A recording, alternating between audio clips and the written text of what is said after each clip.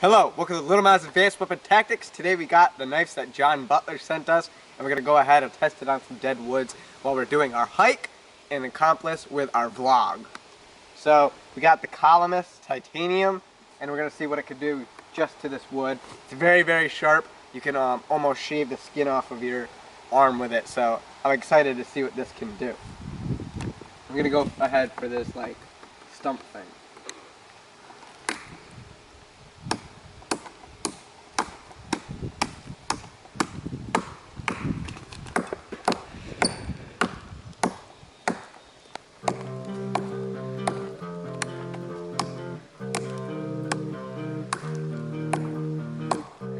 And it's just making quick work out of that.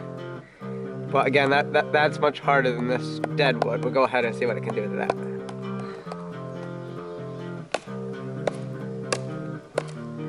And it sinks right in. Very nice knife. Very nice knife.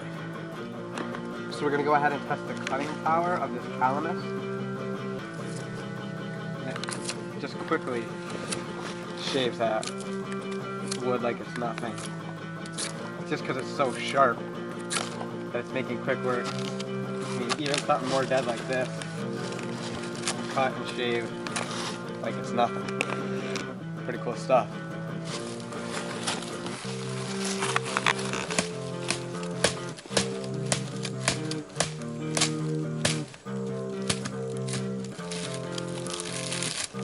It can make quick work out of little twigs.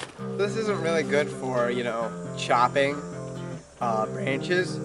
Obviously, it's very, very light. There's not much mass behind it. But it does have some nice jimping here for the back of your thumb. But what this can do really well is shave and do whittling work. And that's where this knife is really going to shine, because it's just so sharp. But it doesn't have the mass to be able to break the wood. It only goes a little bit deep, but when you shave it, you could file this into a nice spear or arrowheads or something like that. So this would be pretty effective, or a stab lunging. This would probably be pretty effective, but not for chopping wood. There's just not enough mass in this blade, and it's all the mass is in the handle versus the tip, the blade. So that's where it's lacking, but it's definitely a good whittling knife for sure. Another very good application for the Camillus titanium is for fish or maybe skinning a deer or something like that, but we don't have that on hand, so unfortunately we can't really show you that, but it would be a very perfect application for this knife. So I just want to show you how the SOG's Karambit rides. So it does hold on here, but the clip seems to be a little bit loose, so it points down, but I almost kind of like that, and because this is more of like a fighting knife versus like a survival knife, so you can pull it out quick and get to the use. I like how it kind of points down where your traditional knives more point up.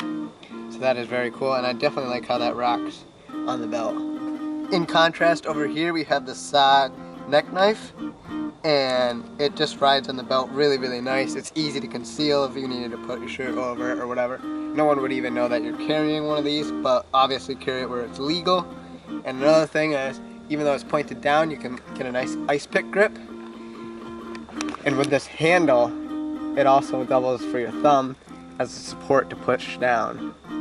Or if you're stabbing this way, your pinky this way. So I definitely really, really like this knife. This is one of my favorites. John, thank you so much for sending me this. Alrighty guys, so I can't really show you chopping down a tree because this isn't a bushcrafting knife, and I also really can't show you the fighting side of things because obviously we're not going to go out and stab somebody or anything like that. So I'm just going to go ahead and show you whittling, which is what this knife is very, very useful. So you can just go ahead and shave things off with this knife. And you could use this to maybe take a stick and sharpen it into a spear, or make arrowheads or something similar like that. Just whittle down a piece of wood. Maybe get bark off of a piece of wood so that way you can start a fire. Use that bark as tinder. Maybe something like that. I don't really know, but whatever you need to do, whittling with this knife is very, very easy. Doesn't take a lot of effort on my part. I'm not pushing on this hard. It's really easy. But just keep in mind the primary use for the Karambit here is actually to fight. So that's why it's illegal in a lot of places. And yeah, And with the SOG neck knife, this isn't really a bushcraft knife either, and especially because of its size, you're not really going to be chopping really anything down. I could see the most, this is a tool, you know, you need to cut rope, stuff like that, self-defense, this knife would be perfect for it, and you can also do it for some whittling. It's not as effective because of the edge geometry.